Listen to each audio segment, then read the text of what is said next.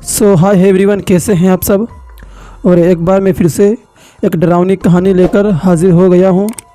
और मुझे पूरी उम्मीद है जो जैसे आपको पिछली कहानियां पसंद आई, आपको ये वाली कहानी भी पसंद आएगी।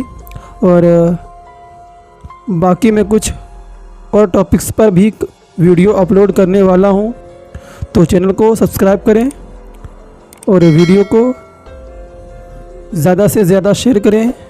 तो अपने जो हेडफोन हैं उन्हें लगा लीजिए, क्योंकि यक्षिणी की डरावनी कहानी शुरू हो रही है।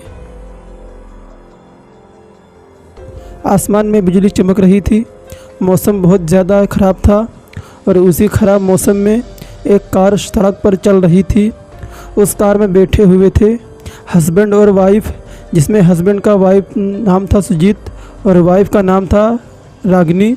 वैसे तो उनकी शादी को 2 साल हो गए थे, लेकिन ये जो 2 साल की शादी थी वो बिल्कुल भी टिक नहीं पा रही थी और उनके बीच ज़रा सा भी नहीं बनती थी। रोज़ लड़ाई झगड़े, और ऐसा कोई दिन नहीं जाता था जब उनके बीच लड़ाई झगड़े ना होते हों। और इसी बात से वो दोनों ही तंग आ गए थे और दोनों ही ने फैसला लिया था डिवोर्स का। इसीलिए सुजीत रागिनी को उसके मैके में छोड़ने के लिए जा रहा था। उसकी जो वाइफ थी यानी कि रागिनी थी, वो दूसरे शहर में रहती थी और सुजीत जो था उसी शहर में रागिनी को छोड़ने के लिए जा रहा था। काफ़ी लंबा रास्ता तय करना था और बीच बीच में उनकी कहासुनी होती थी। सुजीत बहुत ही ज़्यादा गुस्से में था और रागिनी भी बहुत ही ज़्यादा गुस्से में थी। रागिनी बिल्कुल भी नहीं चाहती थी कि उनका डिवोर्स हो, लेकिन सुजीत बहुत ही ज़्यादा परेशान हो गया था। तभी अचानक से सुजीत ने कार से सीधा हाईवे से एक जंगल की तरफ मोड़ दी और ये देखकर रागिनी ने कहा, तुम हाईवे से सीधा यहाँ इस जंगल की तरफ क्यों जा रहे हो? कहीं तुम्हारा इरादा मेरा मर्डर करने का तो नहीं है ना? और फिर उसके बाद सुजीत ने कहा, मर्डर? और वो भी तुम्हारा?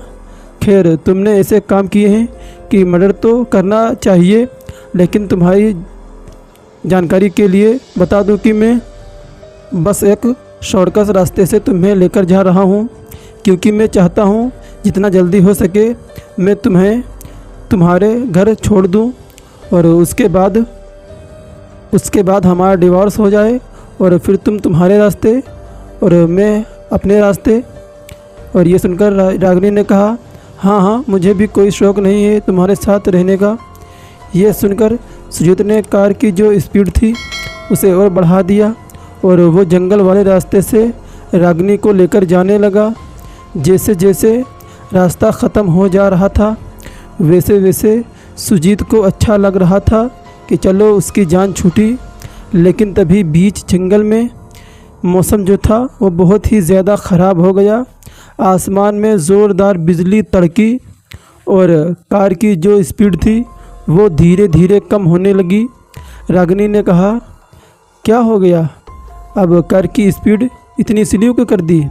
जल्दी जल्दी भगाओ, मुझे मेरे मैके छोड़ना है ना? और फिर उसके बाद सुजीत ने कहा, हाँ, मैं जानता हूँ और तुम चिंता मत करो, मैं जितना जल्दी हो सके तुम्हें तुम्हारे मैके छोड़ ही दूँगा। बस शायद मेरी कार में कोई ख़राबी आ गई है। उसके बाद रागिनी ने कहा, ठीक है, जो करना है करो, मुझे क्या। कार अचानक से रुक गई। सुजीत बहुत ही ज़्यादा परेशान हो गया कि आखिर ऐसे ख़राब मौसम में, बारिश के बीच में। संजय काफ़ी परेशान हो गया कि आखिर ऐसे ख़राब मौसम में बारिश के बीच में कार ख़राब हो गई। अब वो क्या करेगा? और फिर तुरंत वो कार से बाहर उतरा और उतरने के बाद कार को चेक किया। उसे कुछ भी समझ नहीं आ रहा था और उसे एक मैकेनिक की ज़रूरत थी जो उसकी कार को ठीक कर सके। लेकिन उस बीच जंगल में वो आखिर कहाँ से मैकेनिक मिलाता? उसने अपना फ़ोन देखा तो जंगल में नेटवर्क्स भी नहीं थे और अब वो दोनों हर तरफ से फंस चुके थे। रागिनी ने कहा, क्या हुआ? गाड़ी ठीक नहीं हुई? और सुजीत ने हाँ में सर हिलाया। रागिनी ने कहा, क्या? अब हम क्या करेंगे इस बीच जंगल में? हाँ। और फिर उसके बाद सुजीत ने कहा, अगर मुझे पता होता कि गाड़ी ख़राब होने वाली है तो मैं इस हाईवे से ही लेकर जाता, लेकिन अब मैं क्या कर सकता हूँ। तुम शांति से बैठो, मैं कुछ ना कुछ तो करता हूँ। और फिर उसके बाद रागिनी ने कहा, सीरियसली क्या करोगी बताओ? यहाँ पर तो नेटवर्क्स भी नहीं है, मेरा फ़ोन देखो ज़रा भी नेटवर्क नहीं है। किसको कांटेक्ट करोगे, किसको कॉल करोगे, बताओ मुझे। उसके बाद सुजीत ने कहा, हाँ मैं जानता हूँ, लेकिन अब मैं क्या कर सकता हूँ। तुम एक काम करो, तुम कार के अंदर बैठो, बाकी मैं थोड़ा दूर जाकर देख कर आता हूँ। उसके बाद रागिनी ने कहा, मुझे पक्का तुम पर शक हो रहा है कि तुम मुझे मारने के लिए मुझे यहाँ लेकर आए हो। मुझे ऐसा क्यों लग रहा है? और फिर उसके बाद सुजीत ने कहा, मैं तुम्हें नहीं मारने के लिए लाया हूँ यहाँ पर। मैं खुद परेशान हो रहा हूँ कि आखिर इतनी रात में ख़राब मौसम में कार क्यों ख़राब हो गई। समझो इस बात को, इतने सालों से लड़ती हुई आई हो, अब सब ख़त्म हो रहा है। जो तुम चाहती थी वो हो रहा है, इसलिए चुपचाप बैठो, समझी तुम? रागिनी ने कहा, मैं कुछ नहीं चाहती थी। ये जितनी भी लड़ाइयाँ हैं वो तुम्हारी वजह से हो रही हैं, समझे तुम मुझे छोड़ना चाहते हो तो मैं तुमसे कोई फेविक्विक लगाकर चिपकना नहीं चाहती। छोड़ दो मुझे, मैं तुमसे प्यार की भीख नहीं मांगूंगी। सुजीत ने कहा, प्यार की भीख? सीरियसली? इन 2 सालों में तुमने मेरे लिए किया ही क्या है? मुझे एक बात बताओ। हाँ, कभी प्यार से तुमने मुझे कॉल किया? क्या तुम कैसे हो? तुम्हारी तबीयत ठीक है कि नहीं? तुम्हारी लाइफ में क्या चल रहा है? तुम कहीं परेशान तो नहीं? कभी जानने की कोशिश करी? बस जब देखो 24 घंटे लड़ाई लड़ाई लड़ाई। अब मुझे और नहीं सहना। इतने साल मैंने बिता दिए, अब थोड़ा टाइम और। कोई बात नहीं, तुम कार में बैठो, मैं आता हूँ आसपास देखकर। रागिनी ने कहा, मुझे डर लग रहा है। तुम ऐसे बीच जंगल में मुझे ऐसे छोड़कर नहीं जा सकते। ऐसे कोई जानवर वगैरह या कोई गलत आदमी आ गया तो मैं क्या करूँगी? तुम कहीं मत जाओ, कोई और रास्ता निकालो या मुझे भी अपने साथ ले चलो। उसके बाद सुजीत ने कहा, तुम भी ना कुछ समझ नहीं आता तुम्हारा। आओ उतरो कार से बाहर, लेकिन बारिश में चलना पड़ेगा, याद रखना, भीग जाओ। और फिर उसके बाद रागिनी ने कहा, अगर भीगना पड़ेगा तो रहने दो, मैं कार में ही बैठी हूँ, कोई और रास्ता सोचते हैं। सुजीत ने कहा, ये नहीं करना वो नहीं करना, क्या यार तुम भी ना बहुत पागल हो। क्या करें बताओ, मोबाइल में नेटवर्क्स ने तो है नहीं।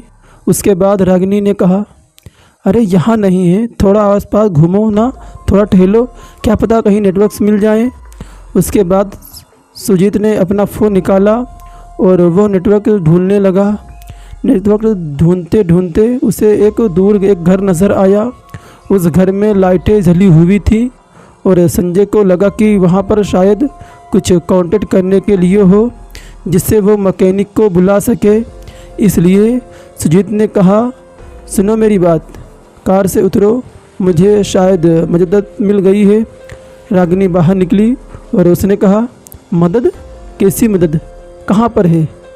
सुजीत ने कहा, अरे वहाँ एक घर है, उसमें लाइट भी जल रही है, मुझे लगता है कि वहाँ हमें मदद मिल जाएगी, चलो मेरे साथ। रागिनी ने कहा, वो घर कितना पुराना और अजीब सा है, कहीं वहाँ कोई भूत वूत तो नहीं रहता है ना? उसके बाद सुजीत ने कहा, चिंता मत करो, भूत रहता भी होगा तो तुम्हें देखकर डर जाएगा, वैसे भी बारिश में तुम्हारा मेकअप धुल गया है। उसके बाद रागिनी जो थी वो काफ़ी गुस्से में आ गई और उसके ने कहा, तुम कभी मेरी बेइज्जती करने का मौका छोड़ते हो? हाँ। उसके बाद सुजीत ने कहा, चिंता मत करो, ये आखिरी रात है जब मैंने तुम्हारी बेइज्जती करी है, कल सुबह से तुम्हारी कोई बेइज्जती नहीं करेगा। चलो अब। ये सुनकर रागिनी जो थी उसका जो था वो मुंह लटक गया था, लेकिन वो क्या कर सकती थी।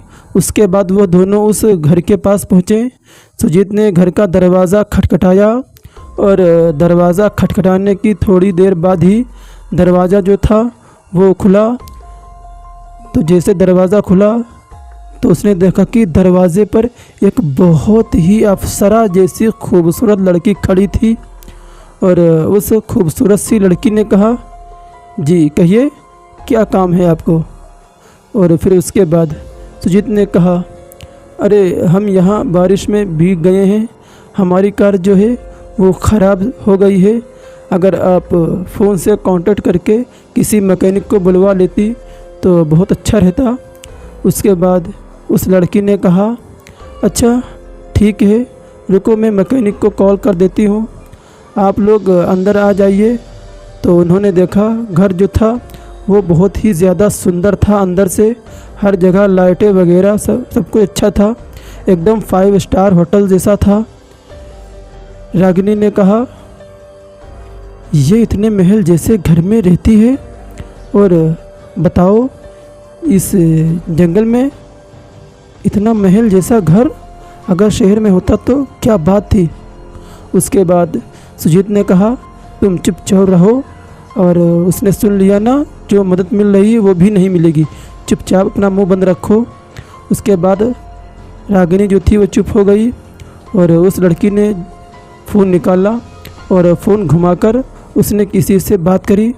उसके बाद उसने सुजीत से कहा, आई एम सो सॉरी, लेकिन अभी कोई मैकेनिक नहीं आ पाएगा, क्योंकि आप देख रहे हैं मौसम भी बहुत ख़राब है और ख़राब मौसम में कोई मैकेनिक यहाँ नहीं आने वाला, ख़ासकर जंगल में। तो अच्छा यही होगा कि आप एक रात मेरे इस घर में रुक जाएं, सुबह मैकेनिक आ जाएगा और वो गाड़ी रिपेयर कर देगा आपकी, उसके बाद आप चले जाइएगा। जैसे ही ये बात संजय ने सुनी तो उसने रागिनी की तरफ देखा और रागिनी ने कहा, ठीक है, वैसे भी अब हमारे पास क्या रास्ता बचता है। और उस लड़की ने कहा, ये तो बहुत अच्छी बात है, तो चलिए आज का जो डिनर है वो आप हमारे साथ करिए, बाकी वहाँ पर बाथरूम है, अगर आपको चेंज करना है तो आप चेंज कर लीजिए, मैं आपके लिए कुछ कपड़े ले आती हूँ। आपके पास कपड़े तो शायद नहीं होंगे, आप कहीं वैसे काम के लिए जा रहे थे। सुजीत ने कहा, हाँ इसके पास कपड़े हैं, लेकिन उसके लिए कार के पास ही जाना पड़ेगा और कार के पास जाऊंगा तो फिर भीग जाऊंगा। उसके बाद उससे खूबसूरत सी लड़की ने कहा, अरे कोई बात नहीं, मेरे पास बहुत कपड़े हैं और मेरे पास आपके लिए भी एक कपड़ा है।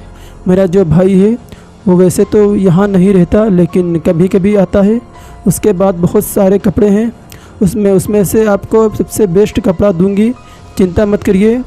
उस लड़की ने दोनों हस्बैंड वाइफ को कपड़े दिलाकर दिए और दोनों ने कपड़े चेंज करके उसके बाद उस लड़की ने कहा, चलिए आप खाना खाने के लिए नीचे आ जाइए, डाइनिंग टेबल पर खाना लगा हुआ है। जब वह दोनों रागिनी और सुजीत दोनों जब टेबल पर पहुँचे तो उन्होंने देखा कि वहाँ पर तरह तरह के पकवान लगे हुए थे। उसके बाद सुजीत ने कहा, क्या आपने ये अकेले बनाया है? उसके जवाब में उस लड़की ने कहा, नहीं, मतलब समझ सकते हैं, थोड़ा बहुत मैंने मंगाया, बाकी बाहर से मंगवाया। जब ये बात सुजीत और रागिनी ने सुनी तब उसने कहा, आप तो एकदम महारानी की तरह जीती हैं, मतलब इतना आलीशान घर और ये ऐसा खाना राजाओं को ही नसीब होता है। उस लड़की ने हंसते हुए कहा, चलिए कोई बात नहीं, तारीफ़ के लिए शुक्रिया, लेकिन अब आप खाना शुरू करिए। सुजीत और रागिनी ने पेट भर के खाना खाया और पेट भर खाने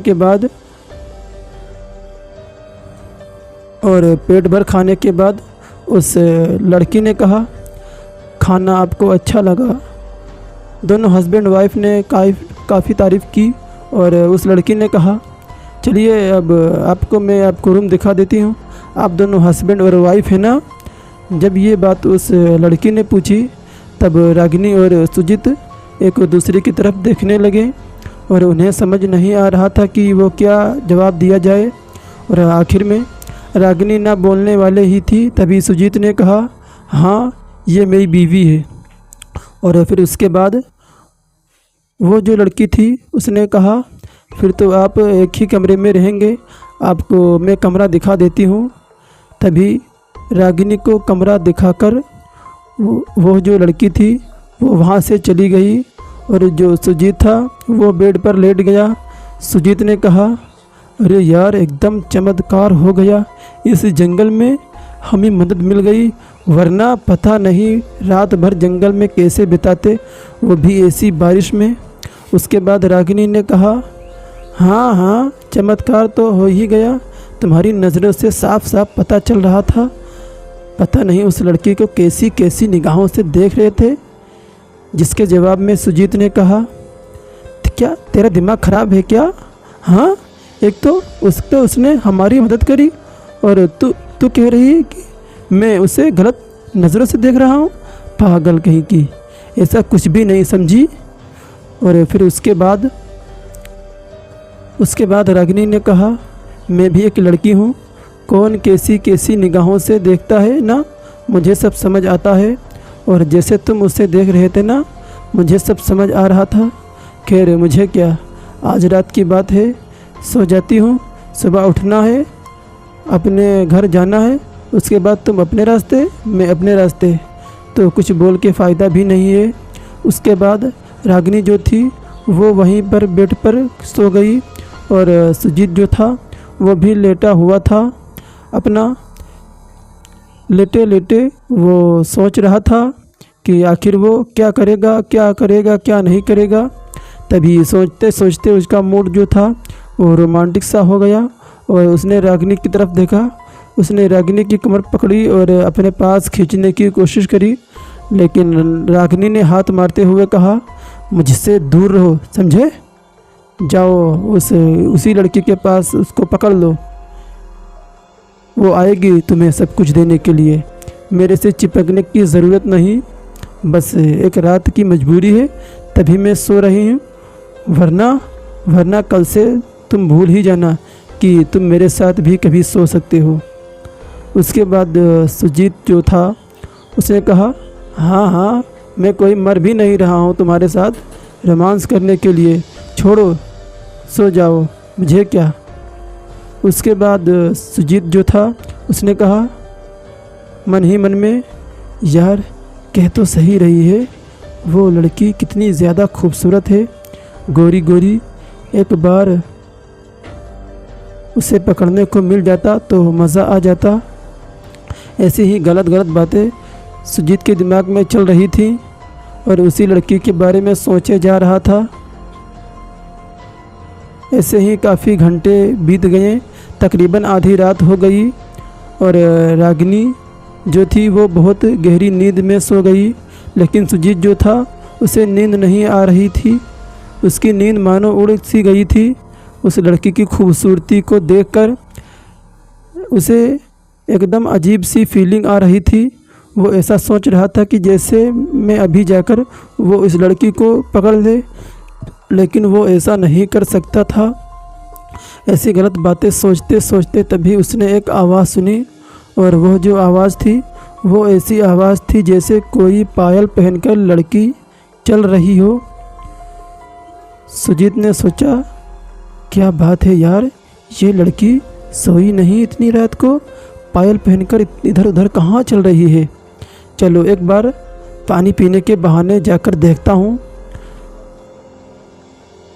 उसके बाद सुजीत जो था वो रूम से बाहर निकला और उसने किचन तो देखा ही हुआ था, तो वो किचन की ओर जाने लगा। उसके बाद जब वो किचन में पहुंचा तो उसने देखा कि वो लड़की काफ़ी कम कपड़ों में वहाँ फ्रिज के पास खड़ी थी और फ्रिज में पानी की बोतल देख रही थी। उसने एक पानी की बोतल निकाली और उसने सुजीत को अपने पास बुलाया। उसने पूछा, क्या हुआ, आप कमरे से बाहर आ गए, आपको किसी चीज़ की ज़रूरत? और फिर उसके बाद सुजीत ने कहा, नहीं वो बस पानी पीना था और कोई बात नहीं थी। उस लड़की ने सुजीत की तरफ पानी की बोतल जो थी वो बढ़ाई और सुजीत ने पानी की बोतल जैसे ही ली तो उस लड़की का जो हाथ था वो सुजीत को टच कर गया और जैसे सुजीत के पूरे बदन में करंट सा दौड़ गया। सुजीत ने पानी की बोतल ली और उसका हाथ कांपने लगा। वो जो लड़की थी वो इतने कम कपड़ों में थी कि उसे देखकर कोई भी शरीफ आदमी हो वो घबरा जाए। और उस लड़की ने कहा, क्या हुआ, आप ऐसे हाथ काँप रहे हैं, मतलब आप ठीक हैं ना? तो सुजीत ने कहा, हाँ मैं बिल्कुल ठीक हूँ। उसके बाद सुजीत जो था वो कपकपाते हुए हाथों से पानी पी रहा था और वहाँ से काँपते हुए जा रहा था। तभी उस लड़की ने पीछे से आवाज़ लगाई, क्या बात है, ऐसे ही जा रहे हो? जो चीज़ करने के लिए आए थे वो चीज़ नहीं करोगे? जैसे ही ये बात सुजीत ने सुनी तब सुजीत ने कहा, क्या आप ये क्या बोल रही हैं? मैं तो कमरे में जा रहा हूँ ना, मुझे पानी पीना था तो मैंने पी लिया। ये कहकर सुजीत मुड़ा ही था तभी उस लड़की ने कहा, तुम किसे बेवकूफ़ बना रहे हो? हाँ, तुम्हें कोई पानी नहीं पीना था, तुम मुझे देखना चाहते थे, है ना? क्योंकि अगर तुम्हें पानी पीता होता ना तो बेड के बगल में जो टेबल है ना उस पर पानी रखा हुआ था, तुम वहीं से ही पानी पी लेते। लेकिन तुम फिर भी कमरे से बाहर आए, इसका मतलब क्या है मैं अच्छे से ही जानती हूँ। जैसे ही बात ही सुजीत ने सुनी तब वो शर्म से पानी हो गया और उसने कहा, नहीं, ऐसा कुछ भी नहीं है जैसा आप सोच रही हैं। बस मैं पानी पीने के लिए आया था और मैंने देखा नहीं कि टेबल पर पानी है। सुजीत ये सब बोल रहा था तभी उस लड़की ने अपने सारे कपड़े ही उतार दिए और ये देखकर सुजीत की आंखें एकदम फटी की फटी ही रह गईं और सुजीत को कुछ समझ में नहीं आ रहा था कि ये क्या हो रहा। और फिर उस लड़की ने इशारा करते हुए सुजीत को अपने पीछे आने के लिए कहा। अब सुजीत के पास दो ही रास्ते थे, या तो वो रागिनी के कमरे में चुपचाप चला जाए या फिर चुपचाप से उस खूबसूरत जैसी अप्सरा जैसी लड़की के पीछे जाकर जो भी उसे करना है वो कर ले। अब सुजीत को समझ नहीं आ रहा था, लेकिन उस लड़की को ऐसे देखने के बाद उसकी जो बुद्धि थी उसने काम करना ही बंद कर दिया और वो उस लड़की के पीछे पीछे ही जाने लगा और वो लड़की अपने कमरे में चली गई और सुजीत भी उस लड़की के पीछे पीछे कमरे में घुस गया। जब वो लड़की कमरे में पहुंची तो उसने कहा, आप सिर्फ देखते ही रहोगे या कुछ करना भी है? जैसे ही ये बात सुजीत ने सुनी तब उसके हाथ जो थे वो कांपने लगे और जैसे ही उसने उस लड़की को छुआ तब मानो उसका जो पूरा शरीर था वो कपा गया, उसके सारे रोए खड़े हो गए और उस लड़की ने मुस्कुराते हुए कहा, क्या हो गया, तुम तो बहुत कुछ करने को सोच रहे थे लेकिन तुम्हारे हाथ ही कपकपा रहे हैं, लगता है तुम्हें कुछ भी नहीं आता, जाओ यहाँ से। जैसे ही ये बात सुजीत ने सुनी तो वो एकदम पागल सा हो गया और उस लड़की के शरीर को नोचने लगा और उस लड़की को भी काफ़ी मज़ा आ रहा था। धीरे धीरे सुजीत ने अपने वो दोनों हमबिस्तर होने लगे। वहीं दूसरी तरफ रागिनी बेचारी कमरे में चुपचाप सोई हुई थी और उसने सोचा कि उसने सुजीत से कुछ ज़्यादा ही बुरी तरीके से बात कर ली है। उसे ऐसा ही नहीं करना चाहिए था। जैसा भी है वो उसका पति है और उसने सुजीत को प्यार करने के लिए उसकी तरफ हाथ बढ़ाया तो उसने देखा कि सुजीत बेड पर था ही नहीं और उसने सुजीत को 2-3 बार आवाज़ लगाई लेकिन बदले में कोई भी जवाब नहीं आया। और उसने उसके बाद अपना फ़ोन निकाला तो उसमें नेटवर्क्स थे ही नहीं। वो उठी और कमरे से बाहर निकली ये देखने के लिए कि आखिर सुजीत कहाँ पर है। और तभी उसने उस लड़की के कमरे से कुछ आवाज़ें आती हुई सुनी और यह सब देखकर उसके पैरों तले ज़मीन खिसक गई। वो बहुत ही ज़्यादा घबरा गई कि ये वही सब तो नहीं हो रहा है जो वो सब सोच रही है। तभी वो भागती हुई कमरे के पास गई तो उसने देखा कि दरवाज़ा जो था वो थोड़ा बहुत खुला हुआ था। रागिनी ने उस कमरे के दरवाज़े के बीच जो जगह थी वो उसमें झांक कर देखा तो उसकी मानो दुनिया ही उजड़ गई।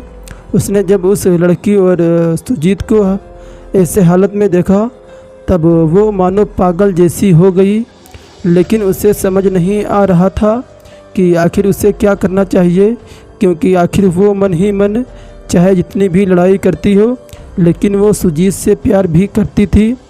इसलिए वो ये सब सह नहीं पाई और रागिनी को सब कुछ पता चल गया है। इस बात से अनजान सुजीत जो था वो अपना कमरे में पड़ा था। धीरे धीरे उसकी भी हालत ख़राब होने लगी, लेकिन वो जो लड़की थी वो रुकने का नाम ही नहीं ले रही थी। जब आखिरी में सुजीत से भी रहा नहीं गया तो उसने कहा, अब बस करो, मैं बहुत परेशान हो गया हूँ, अब थोड़ी देर मैं आराम कर लेता हूँ। लेकिन वो जो लड़की थी वो रुकने का नाम ही नहीं ले रही थी और धीरे धीरे जो उसके शरीर का रंग था वो एकदम बदलने लगा और वो लड़की एकदम गोरी से एकदम नीली सी पड़ने लगी और उस लड़की की आंखें एकदम लाल होने लगी और उसके नाखून लंबे लंबे हो गए। और रागिनी तुरंत कमरे के अंदर आई और उसने कहा, सुजीत, ये तुम क्या कर रहे हो? और जैसे ही सुजीत ने रागिनी को देखा तब मानो उसके हाथ पैर जो थे वो जम से गए। रागिनी ने गुस्से में उस लड़की के ऊपर हमला कर दिया, लेकिन उससे पहले ही उस लड़की ने, जो असलियत में एक यक्षिणी थी, उसने अपने जादू से ही रागिनी को बिना हाथ लगाए उसके हाथ पैर तोड़ दिए और रागिनी की जो चीख थी वो पूरे घर में गूंजने लगी। धीरे धीरे उस घर का जो नक्शा था वो पूरा बदलने लगा। वो घर जो आलीशान था वो एकदम खंडहर में बदल गया और उस लड़की रागिनी की तरफ काफ़ी दर्दनाक तरीके से जान ले ली। ये सब देखकर सुजीत जो था वो मानो बेहोश सा हो गया, लेकिन वो जो लड़की थी जो असल में यक्षिणी थी वो फिर भी नहीं रुकी और धीरे धीरे उसने सुजीत के शरीर का जो सारा ताकत था उसने सब कुछ निचोड़ लिया और उसका शरीर कमज़ोर होता गया। और जब तक सुजीत ने दम नहीं तोड़ दिया तब तक वो यक्षिणी अपनी हवस मिटाती रही और उसके बाद उन दोनों की लाश को उस जंगल में उसने फेंक दिया और उन लाशों को जानवर खा गए। और कहते हैं कि उसके बाद से वो अपने अगले शिकार के इंतज़ार में रहती है कि कोई आई और उसका अगला शिकार बने।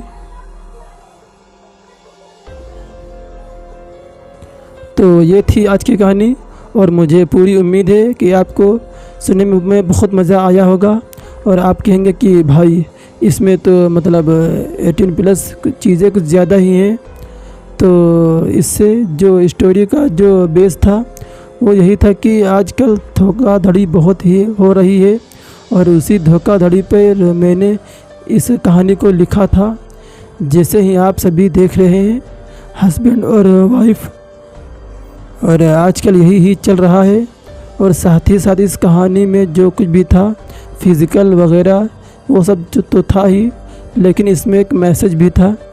जैसे कि आप सभी को कहानी सुनकर पता चला होगा कि वो जो रागिनी जो थी वो भले ही लड़ाई करती थी लेकिन अंदर ही अंदर वो सुजीत से प्यार भी करती थी, लेकिन वो कभी अपना प्यार शो नहीं करती थी, जिसकी वजह से दोनों के बीच लड़ाइयाँ होती थी।